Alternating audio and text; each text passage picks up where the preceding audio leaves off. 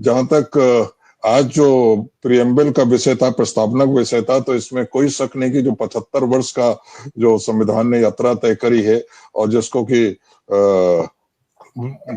देश की सरकार बड़े उससे मना रही है, ये स्वर्ण काल कहा जा रहा है। तो यदि प्रियम्बल के हिसाब से देखा जाए तो सामाजिक, आर्थिक और राजनीतिक न्याय कहीं पर नहीं मिला है। विचार और अब की अभिव्यक्ति तो ये हाल है कि अगर आप एक विशेष विचारधारा के विरुद्ध, जो कि इस समय पूरे देश पे कब्जा करे हुए है, उसके विरुद्ध बोल दें तो आपको देशद्रोह का मुकदमा आप पे दायर हो जाता है, आपको पाकिस्तान जाने की सलाह दी जाने लगती है। सामाजिक, आर्थिक और राजनीतिक न्याय तो कहीं मिल ही नहीं रहा है। सामाजिक आधार पे हम आज भी बटे हुए हैं, वही उसी तरीके की ऊंच नीच की खाई आज ही पैदा हुई है। आर्थिक आधार पे जैसा कि अभी मांझी साहब ने ही बताया कि किस तरीके से पूंजीवाद बढ़ा है, गरीब अमीर के बीच खाई और बढ़ी है। एक रिपोर्ट भी है कि भारतीय जनसंख्या के शीर्ष जो है 10% लोगों के पास इस समय कुल राष्ट्रीय संपत्ति का 77% हिस्सा है।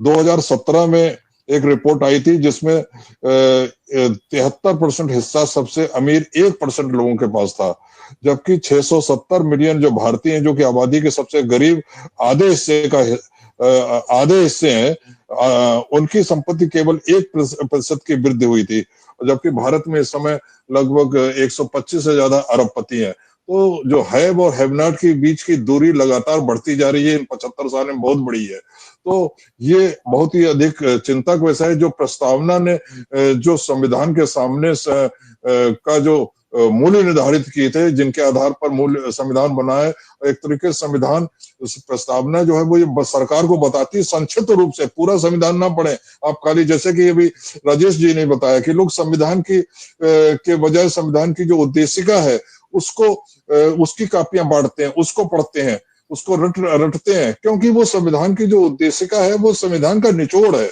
उसको अगर हम पढ़ लेते हैं, उसको दोहराते हैं, तो हमें समझ में आ जाता है कि किन मूल्यों के आधार पर संविधान को लिखा गया है और किन मूल्यों के आधार पर भारतीय लोकतंत्र का निर्माण करना है। हम कहाँ उस सपने को पा पाए हैं और कितना उस सपने से दूर रह गए, ये उद्देश्य का बताती है। तो उसमें हम वाकई बहुत दूर रह गए। और जिस तरीके से आज का माहौल चल रहा है, जहाँ एक समाजवादी धर्मप्रेस की स्वरूप की बात की गई है भारतीय संविधान के लिए, भारतीय लोकतंत्र के लिए, तो वहां आज हम धर्म के आधार पर बटे हुए एक यहाँ तक कि यदि कोई कानून भी बनता है, उस कानून को इम्प्लीमेंट किया जाता है। कहने को तो कानून सबके लिए बराबर होता है, लेकिन जब इम्प्लीमेंट होता है, जैसे कि उत्तर प्रदेश में बुलडोजर चलता है, तो धर्म देखकर चलता है कि किसके मकान पे बुलडोजर चले, किसके मकान पे ना चले। इस तरह की बहुत सारी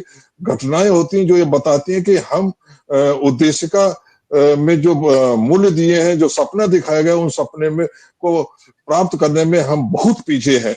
हम थोड़ा बहुत पीछे नहीं है। हम ये नहीं कह सकते कि हमने बहुत कुछ प्राप्त कर लिया है, अगले 20-25 साल में हम बाकी बचा हुआ भी प्राप्त कर लेंगे और इस देश को हम स्वर्णिम युग में ले जाएंगे। हम जो सपना, जो मूल्य उद्देश्य का निर्धारित करती है इस भारतीय लोकतंत्र के लिए, उन मूल्यों के आधार पर भारतीय लोकतंत्र का निर्माण करने में हम बहुत पीछे हैं। एक तरीके से असफल हो गए हैं, फेल हो गए हैं। हमारे कितने लोग जो है जो कोरेगांव केस में बंद हुए, केवल विचारों की अभिव्यक्ति की वजह से उनको बंद कर दिया गया। फादर स्टेन स्वामी जो कि 84 साल के थे, उन्होंने उनको पार्किंसन बीमारी थी जिसकी वजह से उनका हाथ हिलता था। उन्होंने न्यायपालिका से केवल इतना कहा कि मुझे एक एक्स्ट्रा जो पाइप होता है जिससे कि हम कोल्ड ड्रिंक पीते हैं उसको दे दिया जाए, जिससे कि वो सूप वगैरह पी सके। उस पाइप को उनको देने के लिए न्यायपालिका ने पहले सरकार से पूछा और सरकार ने 3 महीने लगा दिए कि हाँ इनको वो एक्स्ट्रा पाइप दे दिया जाए, और उनकी स्टेन स्वामी की जेल में ही कैद में ही मृत्यु हो गई। इस तरीके का मामला चल रहा है। धीमे धीमे करके उसमें लोगों को रिहा किया गया है, लेकिन बहुत सारे बंदी से ले गए गए। वहीं पर ये हाल ये होता है कि एक चैनल का एक संपादक है, यदि वो अरेस्ट होता है और यदि उसकी जो विचारधारा है वो एक पर्टिकुलर विचारधारा के समर्थन में है, वो उनके उस विचारधारा के, उस सत्ता के उन्हीं लोगों के गुणगान करता है, तो उसको सुप्रीम कोर्ट डायरेक्ट उनकी सुनवाई करता है और 24 घंटे के अंदर उसको जमानत दे देता है। इस तरह की समस्याएं हमारे लोकतंत्र के सामने हैं। तो ये संक्षेप में हम यही कह सकते हैं कि जो प्रस्तावना में जिस स्वर्णिम भारत की कल्पना की गई है, उस स्वर्णिम भारत के निर्माण करने में हम बहुत फेल हुए हैं, असफल हुए हैं। हमें अभी बहुत कुछ करना बाकी है यदि हमें अपने संविधान निर्माताओं के सपनों का भारत बनाना है।